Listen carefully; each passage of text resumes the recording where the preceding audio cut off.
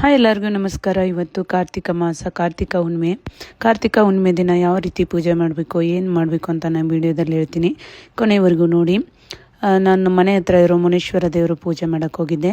ಯಾವುದಾದ್ರೂ ದೇವಸ್ಥಾನದಲ್ಲಾದ್ರೂ ಪೂಜೆ ಮಾಡ್ಬೋದು, ಇಲ್ಲ ಮನೆಯಲ್ಲೂ ಪೂಜೆ ಮಾಡ್ಬೋದು.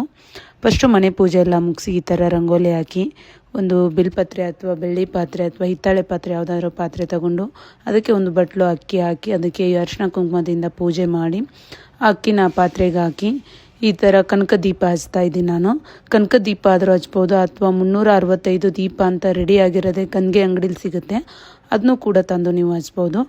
ಬಾಳೆಹಣ್ಣು ಇಟ್ಟು ಹಾಗೆ ವೀಳ್ಯದೆಲೆ ಮತ್ತು ಅಡಿಕೆ ಇಟ್ಟು ಹೂವಿನಿಂದ ಅಲಂಕಾರ ಮಾಡಿ ಪೂಜೆ ಮಾಡಿ ದೀಪ ಬೆಳಗಿಸ್ಕೋಬೇಕು. ಎಲ್ಲರಿಗೂ ಇನ್ನೊಂದು ಸತಿ ಕಾರ್ತಿಕ ಹುಣ್ಣಿಮೆ ಶುಭಾಶಯಗಳು.